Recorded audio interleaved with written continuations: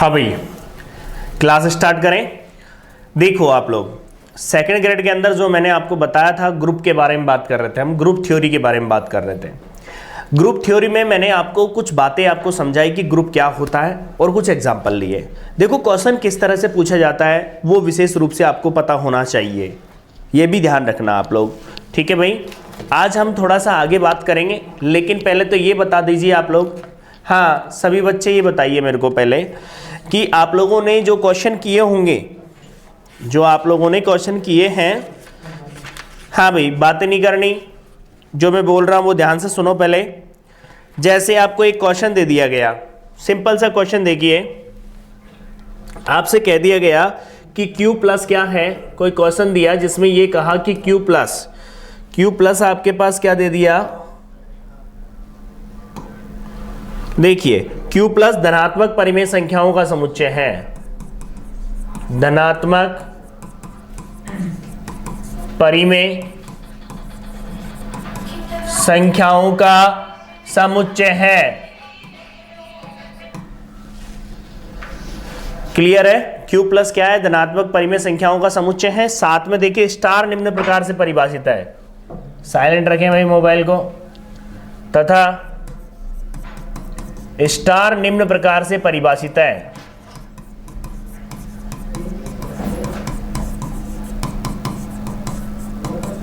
कैसे परिभाषित है? ए स्टार बी कैसे खुल रहा है? A B by 2 and for all A और बी बिलोंग्स टू किस में है?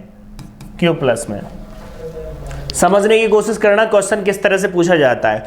बड़ा क्वेश्चन बीएससी के अंदर तो पूरा मेथड होता है कि ग्रुप आपको प्रूफ करवाता है, जबकि आपसे पूछा गया है सेकंड ग्रेड में बात करूं तो यहां पर पूछ लिया गया, तो बताइए है तो तत्समक ज्ञात कीजिए, तत्समक ज्ञात करें, या तत्समक बताइए क्या होगा। तो बताइए भाई, बोर्ड पर ध्यान देंगे, यहां ध्यान दीजिए। जैसे एक ऑप्शन आ गया 1, दूसरा ऑप्शन आ गया 2, तीसरा ऑप्शन आ गया यहां पर क्या 4, और चौथा ऑप्शन आ गया आपके पास क्या 10 या 8 ले लिया।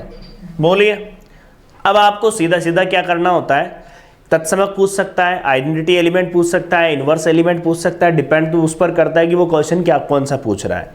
ठीक है, तो आपको करना क्या है, विशेष रूप से ध्यान देंगे आप लोग। बहुत बड़ा क्वेश्चन है, आप लोगों ने सोल्व किया होगा। आपको जब आइडेंटिटी एलिमेंट निकालना है ना, तो सीधे एक ही लाइन में सोल्व कर लोगे आप। क्या मुझे नहीं पता कि मैंने बोला कि मैंने कहा कि x इसका आइडेंटिटी है, और आइडेंटिटी है तो आप जानते हो क्या देगा, ये हर हाल में a ही देगा। देगा कि नहीं देगा बताइए भैया। x को मैंने तत्समक माना तो बताओ a के साथ संक्रिया करके x क्या देगा, a ही देगा ना। आप जानते हो ये कैसे खुलेगा, ax/2 इक्वल टू a। आप जानते हो a से a गया तो x की वैल्यू कितनी आ गई 2, और आपका ऑप्शन जो है वो सही हो गया 2 वाला। समझ में आ रही बात आपको? तो जब आपसे ऑब्जेक्टिव टाइप क्वेश्चन पूछा जाए तो आपको सीधा या तो तत्समक पूछ लेता है या फिर वो प्रतिलोम पूछ लेता है, कोई सी भी एक वैल्यू आपसे कह देता है और आपको ज्ञात करनी होती है। पूरा क्वेश्चन नहीं पूछता आपसे, ये भी ध्यान रखना आप लोग। ठीक है भाई, तो एक छोटा सा फॉर्मेट अपन ने लिया था कि किस तरह से क्वेश्चन पूछा जाएगा, जिस टाइप के अपन क्वेश्चन कर रहे थे। अब आप सुनिए ध्यान से, देखिए भाई सभी बच्चे ध्यान देंगे। कल के जो क्वेश्चन दिए थे मैंने, प्रॉब्लम दी थी, उन क्वेश्चनों में कोई से क्वेश्चन में प्रॉब्लम आ रही है तो पहले वो क्वेश्चन पूछे कि कौन से क्वेश्चन में आपको दिक्कत आई सोल्व करने में। बोलिए भाई, क्वेश्चन बताइए। क्वेश्चन दिए थे मैंने आप लोगों को प्रैक्टिस के लिए। क्वेश्चन 3 लाओ, एक बार बुक दे दो, आपकी कॉपी दो, आपकी वही रहना। क्वेश्चन नंबर 3 बहुत अच्छा क्वेश्चन है। क्वेश्चन नंबर 3, z बराबर आपको दे दिया z belongs to c and mod of z बराबर 1। आपसे कहा गया कौन सी संक्रिया के लिए, गुणन संक्रिया की बात कर रहे हैं हम। देख लीजिए आप लोग सभी बच्चे ध्यान देंगे, मल्टीप्लिकेशन के बारे में बात कर रहे हैं हम। बोर्ड पर ध्यान दीजिए, मल्टीप्लिकेशन के बारे में बात करेंगे तो खुद ने बोला है कि जो z है अवयव जो है इसके अंदर कॉम्प्लेक्स में है, साथ में उसकी प्रॉपर्टी कैसी है कि उसका mod of z equal to क्या है 1 है। मैं आपसे एक बात कहता हूं, ध्यान रखें, जैसा सेट का व्यवहार होता है वही प्रत्येक अवयव का व्यवहार होना चाहिए, तभी जाकर के उस सेट में अवयव विद्यमान होगा, अन्यथा नहीं होगा। क्लियर सी बात है। हमें क्या चेक करना है, ग्रुप होगा कि नहीं होगा। देखो मैंने जो क्वेश्चन दिए उसमें से अभी अभी बोला मैंने, वो कुछ भी पूछ सकता है, तत्समक पूछ सकता है, प्रतिलोम पूछ सकता है, ठीक है ना। तो आपको पता होना चाहिए किस तरह से आपको निकालना, बिल्कुल सिंपल तरीके से, कोई ज्यादा डिफिकल्ट बात नहीं है। देखिए भाई, सबसे पहले आप क्या देखोगे इसमें, संवृत्ता, क्लोजर प्रॉपर्टी। क्लोजर प्रॉपर्टी में कितने अवयव लेते हो, Z1 और Z2 दो अवयव ले लिए, किसके, Z के। आपको पता है अच्छे से, वह मोड ऑफ Z1 का मान कितना होगा, मोड ऑफ Z1 की जो वैल्यू आएगी वो कितनी आएगी 1, इक्वेशन फर्स्ट डाल दिया, एंड दूसरा मोड ऑफ Z2 जो है उसका मान भी कितना आएगा, इक्वेशन नंबर सेकंड डाल दी। कोई दिक्कत थोड़ी है इसमें। एक बात बताना भाई बच्चों, आपको सिद्ध क्या करना है कि mode of Z1 dot Z2 ये भी किस में हो जाना चाहिए, Z1 और Z2 का गुणनफल भी किस में आना चाहिए, Z में आना चाहिए। कब आएगा, आपको पता है कि Z1 डॉट Z2 निकाला जाए और यदि वो 1 के बराबर आ जाए मोड, तो वो क्या बन जाएगा आपका, सीधा सीधा G में विद्यमान हो जाएगा ना। ये खुलेगा तो कैसे खुलेगा आपको पता होगा, अलग अलग लगा दिया मैंने, बताओ क्या दिक्कत है। डॉट संक्रिया डॉट दे रखी है, गुणन संक्रिया। आपको इन दोनों के मान इसमें 1 दे रखे हैं, तो क्या बन गया, Z1 dot Z2 equal to कितना आ गया, 1 आ गया। इसका मतलब इन दोनों का गुणनफल क्या है, 1 के बराबर। तो हम कह सकते हैं कि Z1 डॉट Z2 भी किस में विद्यमान होगा, G में विद्यमान होगा कि नहीं होगा, बताइए, क्योंकि उसकी प्रॉपर्टी है ऐसी। तो देखिए आप लोग यहां पर एसोसिएटिव प्रॉपर्टी, साचर्यता। बच्चों यहां देखें, साचर्यता के लिए क्या करेंगे, हमेशा याद रखें सम्मिश्र संख्याओं में गुणन संक्रिया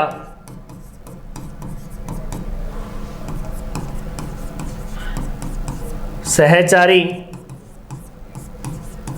होती है। मतलब आपके सामने क्या है कि जो सम्मिश्र संख्याएं होती है उसमें गुणन संक्रिया क्या होती है, सहचारी होती है। अगला तीसरे पॉइंट पर बात करूं मैं, तत्समक अवयव की बात करता हूं, आइडेंटिटी एलिमेंट की बात करता हूं। देखो गुणन का आइडेंटिटी एलिमेंट कितना होता है, 1 होता है ना, और 1 पर मोड़ लिया जाए तो किसके बराबर आएगा, 1 के बराबर आएगा ना। इसका मतलब 1 कॉम्प्लेक्स नंबर भी तो होता है। तो मैंने क्या बोला यहाँ पर, मोड ऑफ 1 इक्वल टू क्या आएगा 1, एंड 4 ऑल 1 किस में विद्यमान हो गया, फिर तो G में गया, गया कि नहीं गया, सीधा सीधा। अब क्या बचा आपके पास, प्रतिलोम अवयव।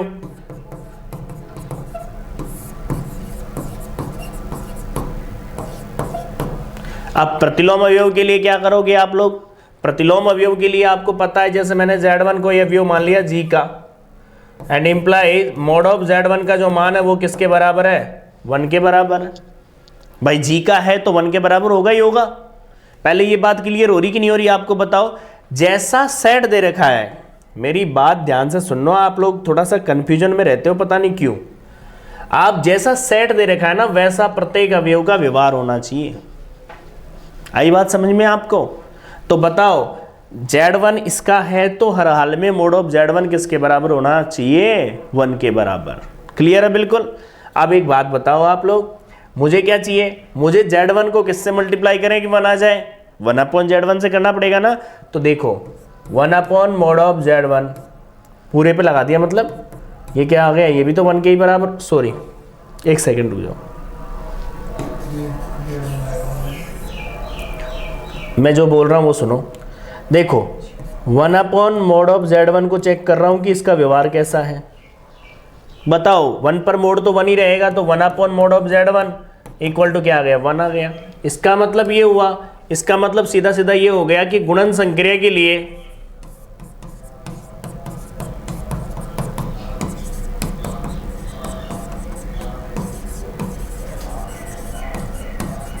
ग्रुप है।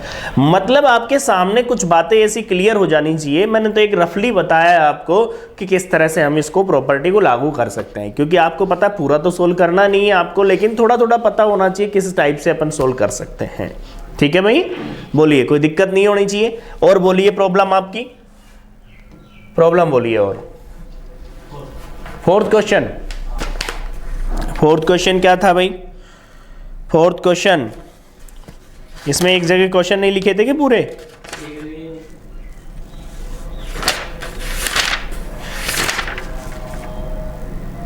एक मिनट, क्वेश्चन बताओ कौन सा था। लो,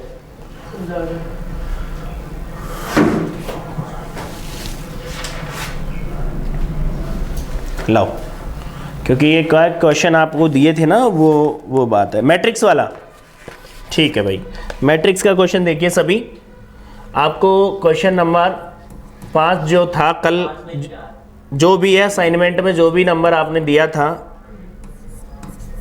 ए बी सी डी,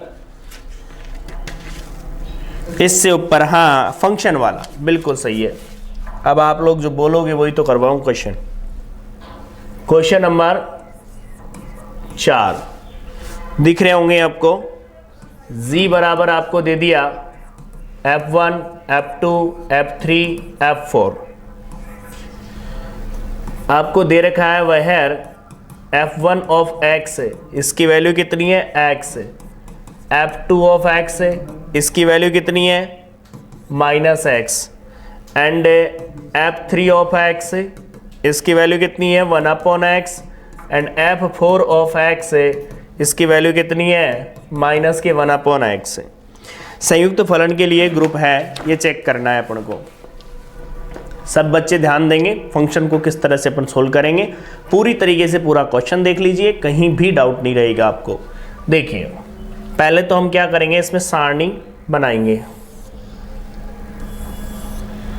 ये देखिए f1 होगा, f2 होगा, f3 होगा और f4 होगा। यहाँ पर f1 होगा, f2 होगा, f3 होगा और f4 होगा। यहाँ पर संक्रिया ये हो गई। क्लियर है बिल्कुल? बोर्ड पर ध्यान देंगे सब। सबसे पहले मैंने मल्टीप्लाई किया f1o f1 of x। Clear है बिल्कुल? ध्यान दीजिए, ये कैसे खुलेगा? f1 डॉट f1 को ऑफ x, दिख रहा होगा आप लोगों को। आप बताओ f1 ऑफ x क्या है, उसमें देख के बताइए। f1 ऑफ x क्या है आपके सामने? x। तो देखिए क्या आ गया, f1 ऑफ x x आ गया। फिर f1 ऑफ x वापस क्या आ गया? x। तो ये किसके बराबर हो गया? f1 के बराबर। मतलब f1 का मल्टीप्लाई, मतलब f1 का f1 के साथ किया तो f1। अब f1 का f2 के साथ करूंगा तो f2 आएगा, f3 आएगा, f4 आएगा, f2 आएगा, f3 आएगा, f4 आएगा। बात समझ रहे होंगे आप लोग? करके देख लेंगे अभी, कोई सा भी एक एलिमेंट निकाल के देख लिया मैंने।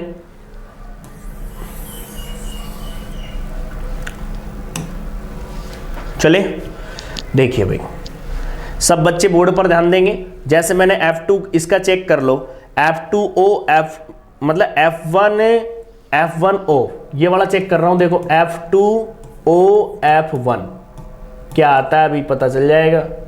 ये कैसे खुलेगा? f2 dot f1 of x। आप बताइए f2 dot f1 of x क्या है? x। और ये क्या है? f2 ऑफ x क्या है? -x है कि नहीं? ये बताओ। ये है -x, तो इसका मतलब किसके बराबर आ गया? f2 के बराबर आ गया। आ गया नहीं आ गया बताइए भाई? इसका मतलब मैंने डायरेक्ट लिखा है आपको, क्योंकि f1 ऐसा व्यवहार कर रहा है कि किसी भी अवयव के साथ f1 की संक्रिया करवा रहे हैं तो f1 वही अवयव हमें पुनः प्राप्त करवा रहा है। इसका मतलब f1 किसकी तरह व्यवहार कर रहा है? f1 एक तत्समक की तरह व्यवहार कर रहा है। नजर आ रहा है कि नहीं आ रहा बताइए? तो हमने डायरेक्टली लिख दिया, आप लोग सोल्व करोगे तो आपको पता चल जाएगा। कोई दिक्कत थोड़ी है भाई बच्चों। चले, क्या हुआ भाई? ऐसी कौन सी बात आ गई जो मुस्कुरा रहे हो? आगे चलते हैं अपन। f2 O F2 of x। सब बच्चे ध्यान दें, F2 डॉट है F2 ऑफ x। अब ये कैसे ओपन होगा? आप लोग जानते होंगे F2 ऑफ x कैसे खुलता है। F2 डॉट है F2 ऑफ x, वहां से देखो माइनस एक्स खुल गया, कोई दिक्कत है? बताइए। F2 ऑफ माइनस एक्स, ये F2 ऑफ x खुलता है माइनस एक्स, इसका मतलब ये तो पूरा x का काम करेगा। तो ये किसके बराबर आ गया भाई? x के बराबर। और ये कौन है? F1। पहले तो ये बात बताइए भाई, समझ में आ रहा है कि नहीं आ रहा? F1। चलो आगे भाई, देखो आप लोग समझदार हो, आप लोग समझदार हो, इसलिए आपसे बात कर रहा हूं मैं, नहीं तो नहीं करता। बोलिए भाई, अब क्या बच गया? अब बच गया F2 को F3 से गुणा। बिल्कुल धीरे धीरे क्वेश्चन को सोल्व करवा रहा हूं। F2 को F3 के साथ क्वेश्चन को सोल्व कर रहे हैं अपन, तो मल्टीप्लाई कर रहे हैं। तो देखो F2 डॉट क्या लिखा जाएगा? F3 ऑफ x लिखा जाएगा। आप लोगों को पता होगा F3 ऑफ x कैसे ओपन होता है? F2O F3 of x, F2 as it is, ये कैसे ओपन होता है? देखिए F3 ऑफ x, देखिए यहां से कितना है? 1 अपॉन x, दिख रहा होगा? F3 ऑफ x यही तो है। अब F3 ऑफ x ये है, तो F2 ऑफ x क्या आएगा? नेगेटिव में 1 अपॉन x। और ये किसके बराबर है भाई? F4 के बराबर है कि नहीं भाई? ये वाला x का काम करेगा। अब ये मत देखा करो कि 1 अपॉन x है, ये मतलब जैसा फंक्शन है ना वैसा व्यवहार करेगा। फंक्शन जैसे खुल रहा है ना, जहां पर जो भी आ रहा है और उस फंक्शन में वो x का काम करता है। तो 1 अपॉन x है यहां पर, तो आपको पता है F2 ऑफ 1 अपॉन x कैसे खुलेगा? माइनस x होता है ना, तो माइनस के 1 अपॉन x हो गया। आपको पता है ये मान तो F4 के बराबर है। बोलो भाई, अरे भाई बोलो। अभी 2 मान और बच गए, अभी 2 मान और निकाल लेते हैं। पूरा सोल्व करके बता रहा हूं मैं क्वेश्चन आपको, तो आपको दिक्कत नहीं आनी चाहिए। अब देखिए, अब क्या बचा यहां? तो ये तो कौन बच गया बताओ? अब इसको ले लेता हूं, F3O F2 ऑफ x। सब बच्चे देखेंगे F3 डॉट है F2 ऑफ x। बोलिए बताओ ये कैसे खुलेगा?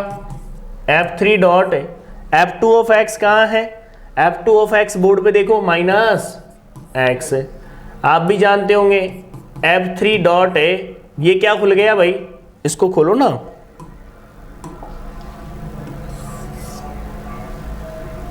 देखो बोर्ड पर, ये कैसे खुलेगा? F3 ऑफ x माइनस के 1 अपॉन x। नहीं, हाँ 1 अपॉन x आएगा, लेकिन माइनस पहले से है तो इसलिए माइनस के 1 अपॉन x आ गया। तो क्या बन गया ये? अब क्या बच गया? एक एलिमेंट बच गया। तो देखिए एक क्या है? F3O F3 of x। देखो भाई, अब आप वो तो बोल रहे हो आप F1, लेकिन मैं यहां पे सोल्व कर देता हूं। देखो F3 ऑफ x बोलो 1 अपॉन x, फिर इसे बोलो 1 अपॉन x, तो 1 अपॉन x। समझ गए होंगे आप लोग? इस बात को समझना, ये x का काम कर गया। और इसके 1 अपॉन में लगाऊंगा तो ये x की बराबर ही तो आ गया, और तो ये तो F1 आ गया। इसका मतलब ये मान क्या आ गया? F1। अब कौन रह गया? F2। इधर से देख लो, ये कौन रह गया? F3। इधर से F2, इधर से F1। बताइए कोई दिक्कत है आप लोगों को? मैंने आपको ये बताया सोल्व करना। अब मैं इसको रफ करता हूं, क्योंकि अपन क्वेश्चन को करेंगे इस पूरे को सोल्व। बताइए भाई कोई दिक्कत है क्या? तो देखिए भाई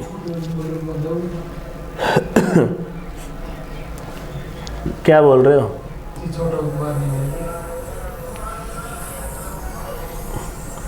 अब मुझे भी इतना नहीं आता ना, अभी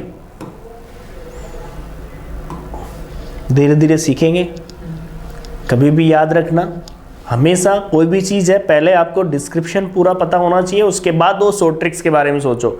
अभी आपको मैंने क्वेश्चन बताया, आरपीएससी ने पूछे हुए क्वेश्चन है जिसमें डायरेक्ट पूछता है तत्समक ज्ञात कीजिए, तो काय की शॉर्ट ट्रिक्स है? सीधा तत्समक निकालना है। समझ रहे हो मैं क्या बोलना चाह रहा हूं? अब देखिए आप लोग आगे चलिए। अब सबसे पहले वही देखेंगे क्या, संवृत्ता, क्लोजर प्रॉपर्टी। सब बच्चे देखेंगे संवृत्ता में क्या होता है, दो अवयव लेते हैं कोई भी, जैसे मैंने F1 और F2 दो अवयव ले लिए, किसके ले लिए, सीधे सीधे मैंने G के ले लिए। आपको पता होगा F1 का F2 के साथ मल्टीप्लिकेशन किया गया तो वो भी G में ही आता है। बताइए, क्लियर सी बात है। तो आप लोगों के पास क्या आ गया, सुनिए ध्यान से, क्या कहोगे, अतः संक्रिया G में संवृत है। बोलो बच्चों, एक बात बताना आप लोग, दूसरी कंडीशन साचर्यता, एसोसिएटिव प्रॉपर्टी। चूंकि फलनों में संयुक्त संक्रिया हमेशा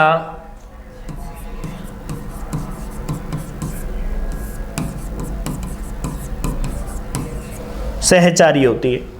मतलब जो फलनों के अंदर है संयुक्त संक्रिया होती है वो हमेशा क्या होती है, सहचारी होती है। आप लोग ध्यान देंगे, तीसरे पॉइंट की बात करूं मैं,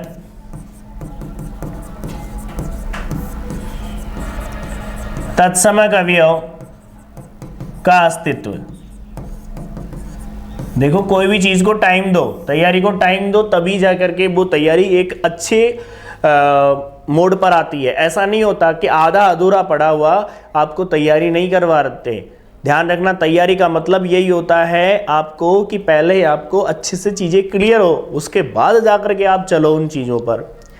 तत्समक का अवयव का अस्तित्व क्या होता है मुझे नहीं पता, तो लेकिन यहां पर क्या है, सारणी से स्पष्ट हो रहा है हमारे पास, सारणी से स्पष्ट है कि G में संयुक्त संक्रिया का संक्रिया के लिए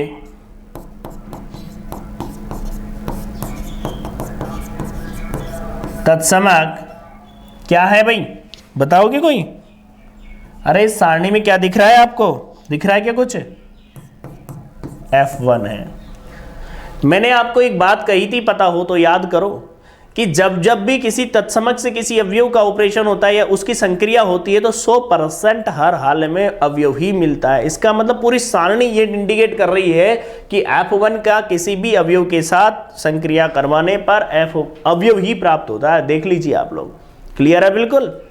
तो बताइए F1 के मल्टीप्लिकेशन F1 से किया तो F1 आया, F2 का किया तो F2 आया, F3 से किया तो F3 आया और F4 से किया तो F4 आया F1 का। तो F1 किसकी तरह व्यवहार कर गया, F1 एक तत्समक की तरह व्यवहार कर गया। क्लियर है बिल्कुल। चलूं मैं आगे, अब आगे चलता हूं, प्रतिलोम की बात करता हूं।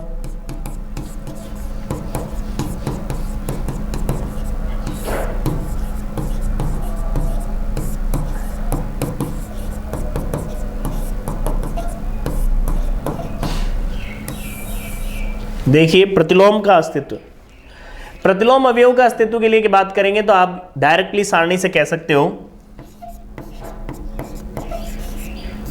सारणी से स्पष्ट है कि F1, F2 तथा F3, F4 के प्रतिलोम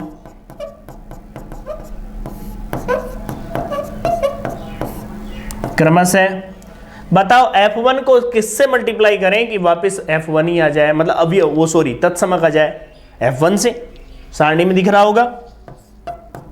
अब देखो अगला, पूरी सारणी में देखो F2 को किससे गुणा किया जाए, F2 को किससे गुणा किया जाए कि आपका F1 आ जाए, F2 से करना पड़ रहा है ना, दिख रहा है क्या? F3 का मल्टीप्लाई किससे किया जाए कि F1 आए, F3 से। F4 का किससे किया जाए, F4 से। बोलिए भाई बच्चों, क्लियर है बिल्कुल, पूरे प्रतिलोम क्लियर है। अब एक और बच गया, यदि आप निकालना चाहो तो निकाल सकते हो, कम्यूटेटिव है कि नहीं है, क्रम विनिमय है कि नहीं है, तो उसको भी आप चेक कर सकते हो। लास्ट प्रॉपर्टी आपकी पांचवी, वो क्या है आपके, क्रम विनिमय नियम।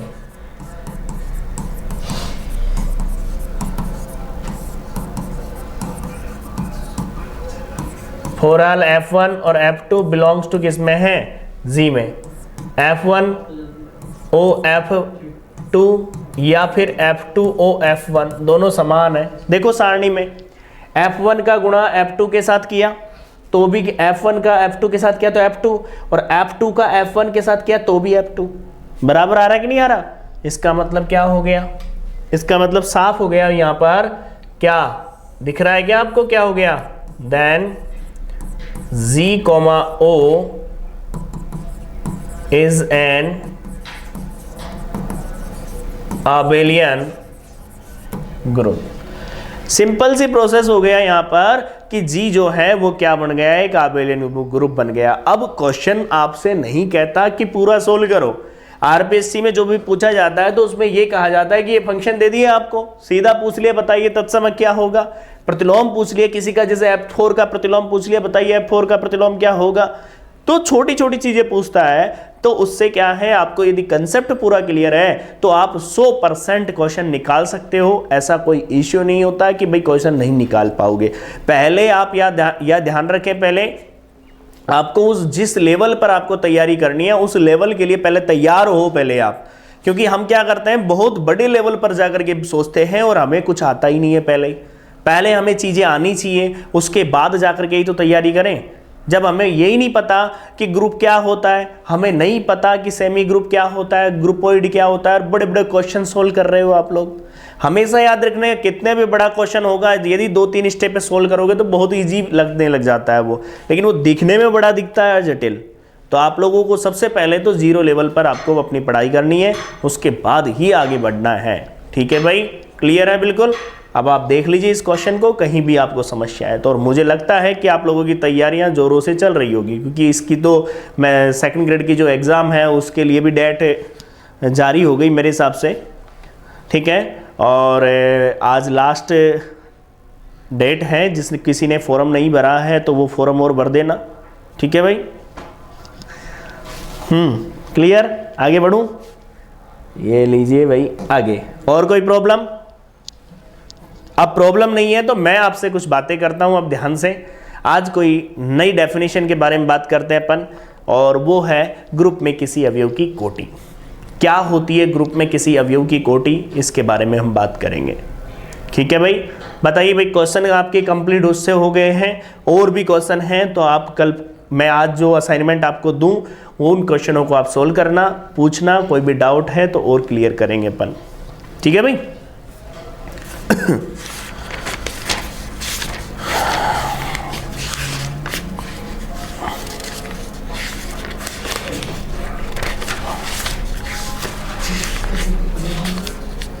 देखिए, ग्रुप में किसी अवयव की कोटि क्या होती है। सबसे पहले तो आप इसकी डेफिनेशन लिखेंगे, हेडिंग बनाइए, order of an element of A group. सब बच्चे लिखेंगे, order of an element of A group.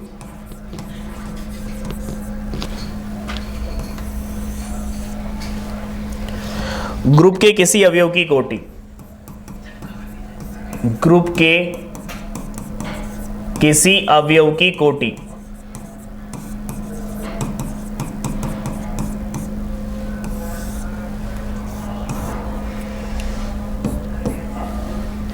बहुत अच्छी डेफिनेशन है।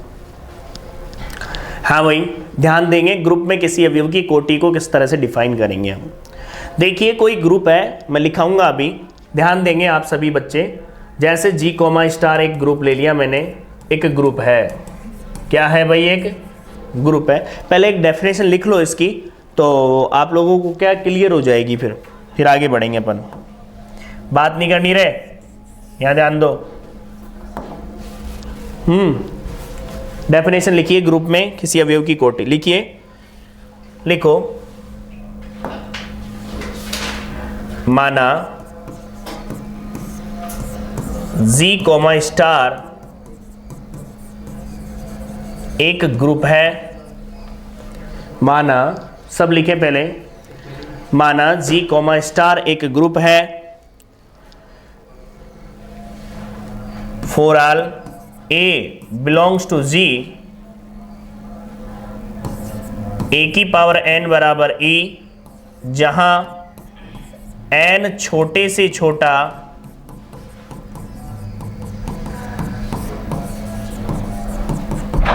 धनात्मक पूर्णांक है। मतलब एक बात तो क्लियर रखना दिमाग में, छोटे से छोटा धनात्मक पूर्णांक का मतलब होता है उससे छोटा नहीं है। यदि उससे छोटा है तो वो छोटा हो जाएगा, क्लियर सी बात है।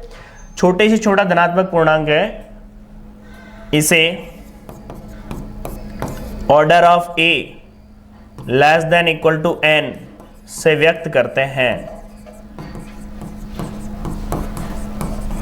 मेरी बात ध्यान से सुनेंगे, यहां पर हम बात करेंगे तो सुनिए थोड़ा सा, मैं आपको सिंपल सी लैंग्वेज में बता देता हूं कि कोई भी ग्रुप होता है और उस ग्रुप के किसी अवयव की कोटि क्या होती है। कोटि होती है, उसके अंदर कोई अवयव होगा ए की पावर n बराबर e होना चाहिए। n जो होता है वो छोटे से छोटा धनात्मक पूर्णांक होना चाहिए। तो जो n होगा ना वो उस a की कोटि कहलाएगा, अर्थात जो a की कोटि कौन हो गया, n हो गया ना, क्लियर सी बात है। तो ये आपकी डेफिनेशन है। विशेष रूप से ये बात भी ध्यान रखें कि n क्या होता है, छोटे से छोटा धनात्मक पूर्णांक, इसका मतलब इससे छोटा नहीं होता, क्लियर सी बात है।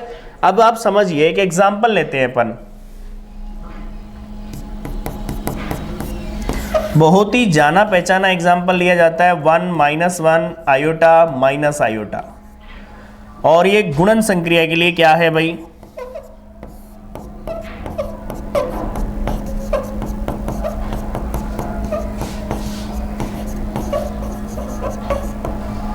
ग्रुप है।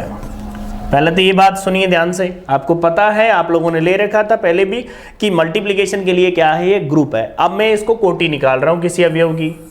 मैंने आपको एक बात कही होगी, याद करो कि जब भी किसी अवयव की कोटि निकालते हैं तो उसकी पावर लगाते हैं। तो देखिए मैंने कोई अवयव ले लिया, जैसे मैंने यहाँ पर आयोटा ले लिया, आयोटा की पावर 1 लगाया तो कितना आया, आयोटा। इधर ध्यान देंगे सब बच्चे, आयोटा की पावर 2 लगाया तो कितना आया, -1। आयोटा की पावर क्यूब लगाया तो सुनो, आयोटा स्क्वायर डॉट आयोटा लिख सकता हूं क्या मैं, कोई दिक्कत थोड़ी है। एक बात बताना, आयोटा स्क्वायर क्या हो गया, -1, तो माइनस आयोटा हो गया। यदि मैं आयोटा की पावर 4 की बात करूं तो कितना हो गया भाई, देखो आयोटा की पावर 4 कितना होगा, +1 हो गया। हो गया कि नहीं हो गया। आप बताओ फिर इसका मतलब क्या हुआ, इसका तत्समक कौन है। पढ़ा है आपने, क्वेश्चन जब सोल्व किया था उस समय ये पढ़ा था कि इस ग्रुप का तत्समक कौन है, 1 है कि नहीं, ये बताओ भाई, इसका तत्समक कौन है, 1। तो 1 क्या हो गया इसका तत्समक। तो बताओ, जब मैंने किसी अवयव की पावर लगाता गया और वो क्या आ गया, तत्समक दिख रहा होगा आपको। यहाँ पर जो ई है वो कौन है, यहाँ पर 1 है ना। इसका मतलब साफ हो गया आपके सामने कि इसका जो ऑर्डर है ना, किसका ऑर्डर, ऑर्डर ऑफ आयोटा, ये कितना है, 4 है। पहले तो ये बात बताइए आप लोग, ऑर्डर निकालना आप पे आया, क्लियर है। मैं चलो और एलिमेंट लेता हूं इसी के अंदर, जैसे मैंने माइनस आयोटा ले लिया। बताओ माइनस आयोटा की पावर, बातें नहीं रे, माइनस आयोटा की पावर 2, ये कौन बताएगा क्या आएगा, जी क्या आएगा बताइए, माइनस आयोटा की पावर 2 क्या आएगा, 1 है। कैसे आया 1 बताइए, 1 कैसे आएगा, आप भूल गए, माइनस आयोटा यही तो है, ये माइनस तो रहा ही नहीं, -1 बिल्कुल। माइनस आयोटा की पावर 4 का मतलब है -1। बात समझ में आ रही होगी आप लोगों को, सब बच्चे ध्यान देंगे। माइनस आयोटा की, सॉरी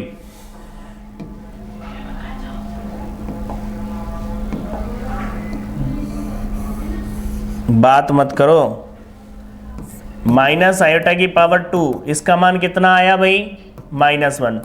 माइनस आयोटा की पावर 3, अब बताओ माइनस आयोटा तो एज इट इज है, और 1 माइनस आयोटा और आ गया। बताओ इसका मान कितना आया था, -1, तो कितना रह गया, सभी बच्चे ध्यान देंगे, आयोटा। तो माइनस आयोटा की पावर 3 का मान ये, और माइनस आयोटा की पावर 4 का मान कितना आ गया, 1। तो यहां पर ऑर्डर ऑफ माइनस आयोटा कितना आ गया? 4। बोलिए,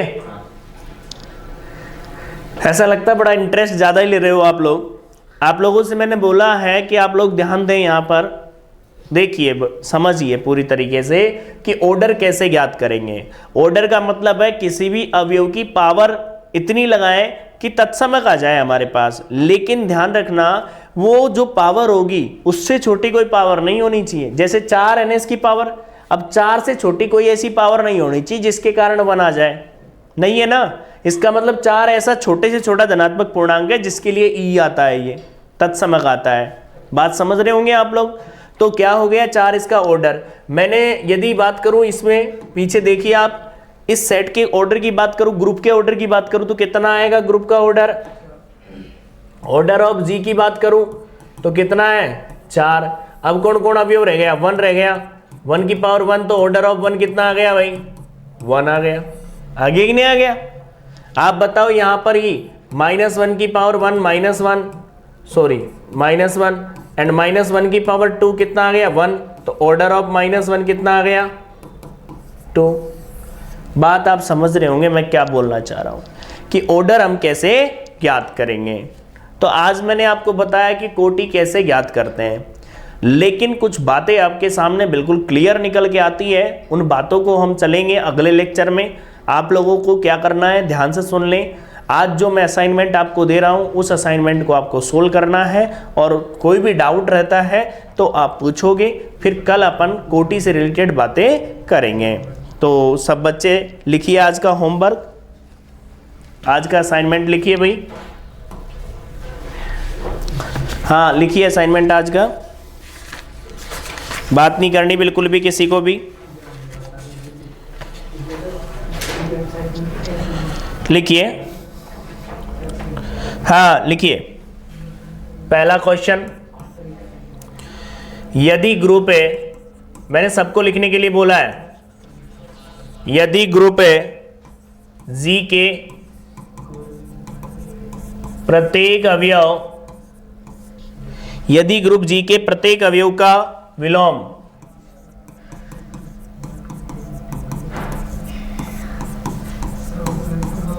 सदैव, बातें नहीं करनी, यदि जी ग्रुप जी के प्रत्येक अवयव का विलोम भी वही अवयव है, सदैव का विलोम भी वही अवयव है,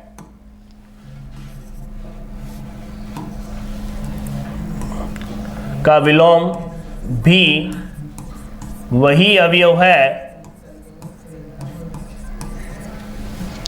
लिखना स्टार्ट रखो। तो प्रदर्शित कीजिए, तो प्रदर्शित कीजिए कि जी एक आबेली ग्रुप है। प्रदर्शित कीजिए कि जी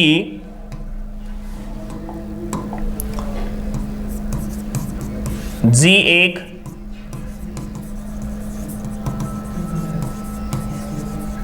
आबेलियन ग्रुप है। पहला क्वेश्चन।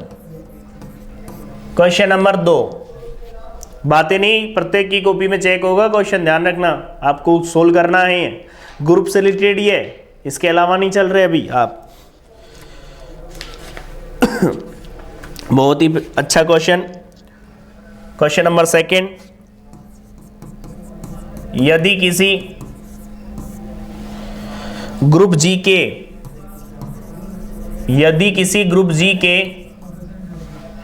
प्रत्येक अवयव ए के लिए,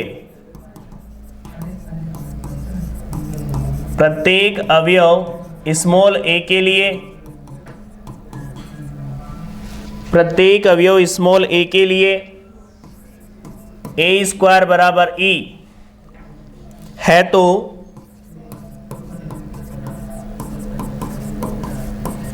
प्रदर्शित कीजिए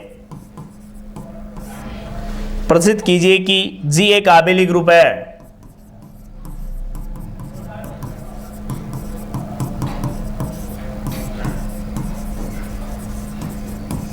सेकंड क्वेश्चन हो गया। क्वेश्चन नंबर 3,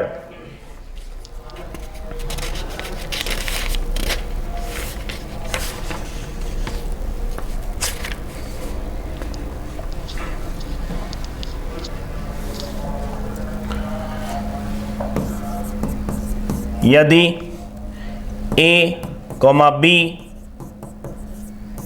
किसी ग्रुप के दो अवयव हो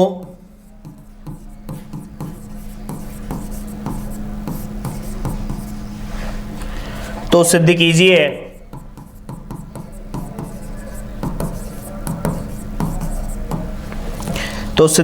ए बी का होल स्क्वायर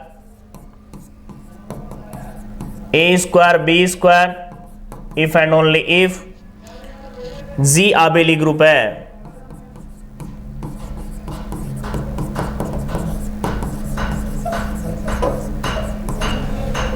क्वेश्चन नंबर 4, बातें नहीं करनी, बहुत ही अच्छे क्वेश्चन है, ध्यान रखना।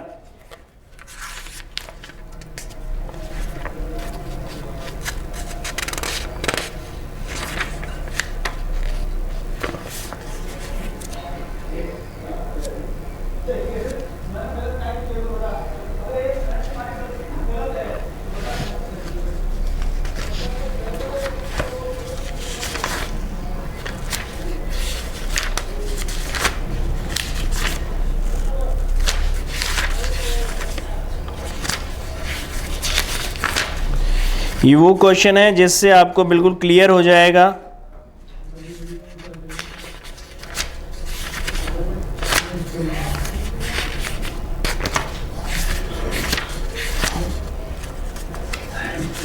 हाँ भाई, बातें नहीं करनी। हाँ, ये क्वेश्चन भी काफी इंपॉर्टेंट है, पूछा जा चुका है। क्वेश्चन नंबर 4, यदि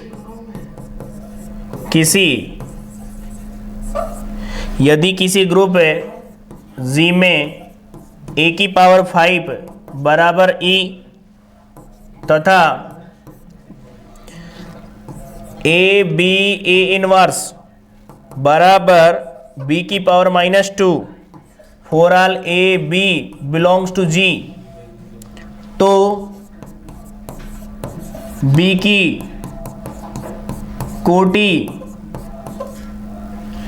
की कोटि ज्ञात कीजिए।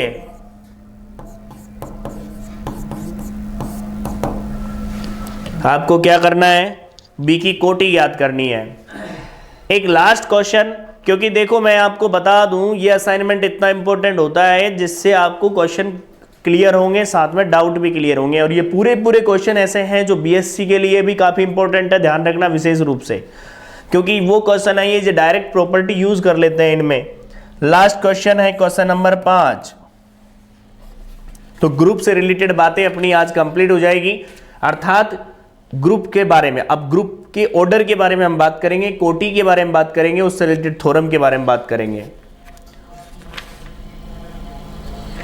चलिए आपको एक छोटा सा क्वेश्चन दे देता हूं। जी बराबर 1 ओमेगा स्क्वायर गुणन संक्रिया के लिए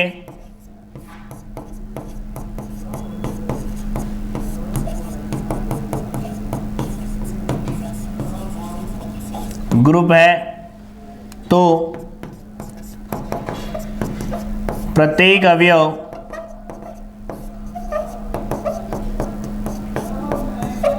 कोटि ज्ञात कीजिए।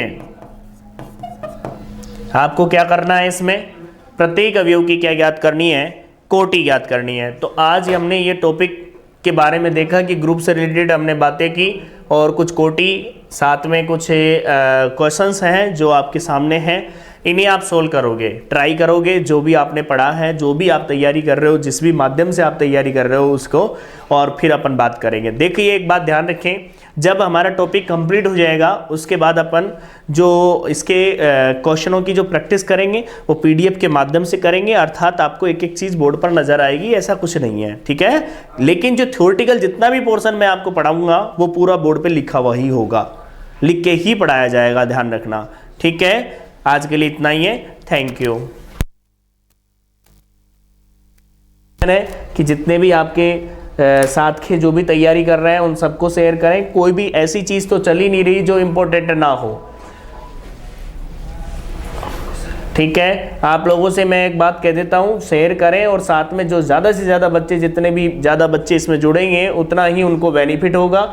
ठीक है भाई, आज के लिए इतना ही है।